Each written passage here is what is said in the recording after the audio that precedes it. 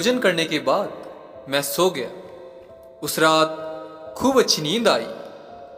सवेरे आंख खुली तो देखा सामने राजकुमारी की सेक्रेटरी रश्मि बाला खड़ी थी।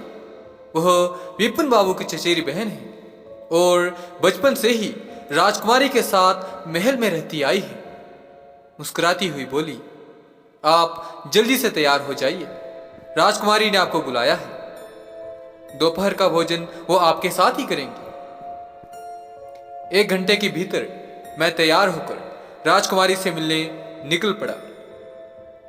रंगमहल में पहुंचा तो देखा राजकुमारी सिल्क की दुधिया साड़ी पहने वीणा बजा रही है। बालों में मोगरे की वेणी थी, आंखों में काजल की पतली सी रेखा और माथे पर ध्रुव तारे सी चमकती बिंदिया आंचल लुढ़क कर नीचे आ गया था। झीने वस्त्रों के भीतर वक्षों को भार स्पष्ट झलक रहा था। राजकुमारी उस समय अकंठ वीणा की स्वर्ण लहरी में डूबी हुई थी। होश नहीं था जैसे उन्हें। मैं भौचक्का खड़ा रहा दरवाजे के पास। उसी समय रश्मि बाला आ गई। उसने मुझे कमरे में बिठाया, फिर अलमारी से कुछ फाइलें जैसी निकाली और मुस्कुराती हुई बाहर निकल गई। थोड़ी देर बाद रश्मि बाला पुनः आई। इस बार उसके हाथ में 2 चांदी की थालियां थी। एक में फल थे और दूसरे हाथ में मदिरा एवं स्फटिक पात्र। टेबल पर रख दिया। राजकुमारी का वीणा वादन बंद हो गया। उन्होंने एक बार मेरी ओर देखा और फिर मुस्कुराती हुई खड़ी हो गई। पास आते ही उसने पूछा, कैसा लगा आपको यहाँ का वातावरण? बड़ा अच्छा लगा, बहुत शांति है यहाँ, एकांतमय वातावरण है। राजकुमारी ने अपने हाथों से फल काटकर मुझे दिया। इसके बाद स्फटिक के पात्र में मदिरा डालने लगी। एक बात पूछ सकता हूं आपसे? मैंने ग्लास थामते हुए कहा और जिज्ञासावश उनकी ओर देखा। पूछिए, आप इतनी मदिरा क्यों पीती हैं? राजकुमारी चौंक पड़ी। उसका हाथ हिल गया। मदिरा की कुछ बूंदें छलक कर गद्दी पर पड़ गई। उन्होंने जैसे टालने के लिए कहा, बस यूं ही। कोई ना कोई कारण तो अवश्य रहा होगा। इस बार जवाब नहीं आया। राजकुमारी ने एक बार गहरी नजरों से मेरी ओर देखा और स्फटिक का गिलास उठाकर गुलाबी ओंठों से लगा लिया। मदिरा पान करते करते पुनः तंत्र मंत्र और साधना के प्रसंग में चर्चा छिड़ गई। राजकुमारी ने कहा, तंत्र का उद्देश्य क्या है? मैंने क्षण भर सोचकर कहा, मानव एक विचारशील प्राणी है। केवल मानव ही आदर्श नियमों का पालन करता है और केवल वही वर्तमान के आधार पर भूत तथा भविष्य की एक श्रृंखला के रूप में जोड़ने का प्रयास करता है।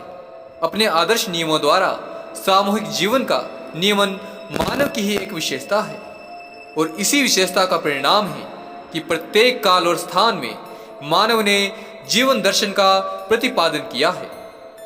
जीवन की आवश्यकताओं, अभिरुचियों, उद्देश्यों तथा आकांक्षाओं के समन्वय का प्रयास किया गया है। हमारे धर्म में इसी समन्वय के 2 आधार हैं, एक इहलौकिक जीवन की आवश्यकताएं तथा लक्ष्य।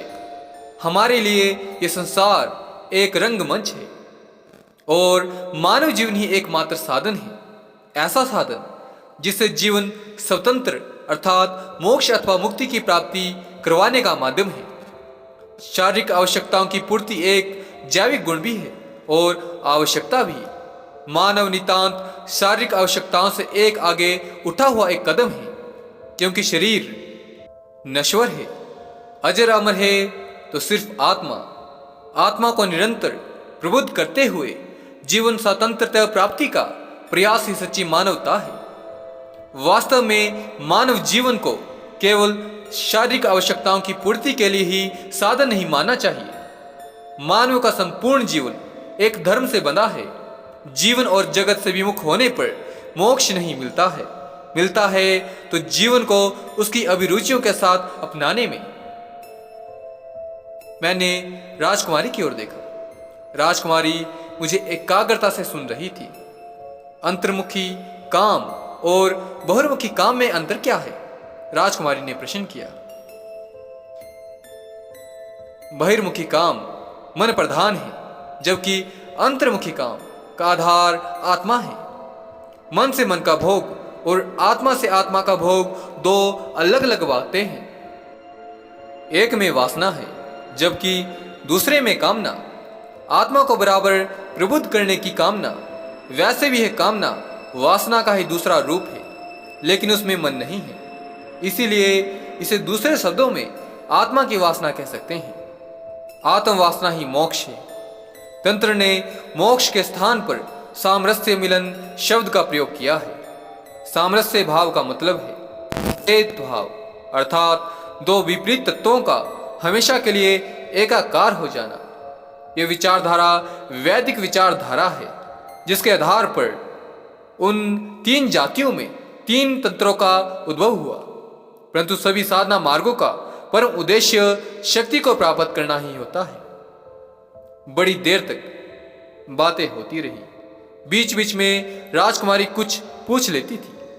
उसके प्रश्न से ही गंभीरता का आभास मिल जाता था कि उसको इस विषय का कितना ज्ञान है, पर सहज जिज्ञासा भी थी। जब तक मैं बोलता वह एकाग्रचित होकर बस मुझे सुनती रहती थी। जब भी हम साथ बैठते तो घंटों यही चर्चा होती रहती थी। धीरे धीरे मुझे वहां रहते हुए 1 सप्ताह से ऊपर हो गया था। अब मैं वापस लौटना चाहता था। एक दिन मैंने राजकुमारी से कहा तो वह थोड़ी गंभीर हो गई। फिर बोली, दीपावली निकट ही है, आप काली पूजा में सम्मिलित होने के पश्चात ही जाइए, मुझे प्रसन्नता होगी। फिर बार बार कहा, आप यहां आने वाले हैं। राजकुमारी के इस अनुरोध को मैं टाल ना सका। मुझे वहीं रुक जाना पड़ा। अब तक उनका संपूर्ण व्यक्तित्व अनावृत हो चुका था मेरे सामने, मगर कुछ ऐसी रहस्यमयी बातें थी जो अभी अंधेरे में थी। उस रोज मुझे नींद नहीं आ रही थी। बेचैनी से करवटें बदलता रहा। रात भर, शायद आधी से ज्यादा रात गुजर चुकी थी। सहसा एक आर्तनाद सुनकर मैं बिस्तर से उछल पड़ा। लगा कि चीख मंदिर की ओर से आई है। कमरे के बाहर निकलकर मैं उस ओर चल पड़ा। महल में गहरी निस्तब्धता छाई हुई थी। सीढ़ियां चढ़कर मैं मंदिर के सामने पहुंचा तो देखा मंदिर के कपाट बंद थे, मगर भीतर प्रकाश झिलमिला रहा था। उत्सुकतावश कपाटों की फांक से भीतर झांकने लगा मैं। उसी समय जैसे अंतर्मन को फाड़ देने वाला करुणा विचलित एक स्वर सुनाई दिया, मां, क्या यही तुम्हारी इच्छा है? इसी तरह जीवन पर्यंत गल गल कर बहती रहूं मैं? क्या इसी तरह सुलग सुलग कर भस्म होती रहूं? बोलो मां, कुछ तो बोलो, कुछ तो कहो।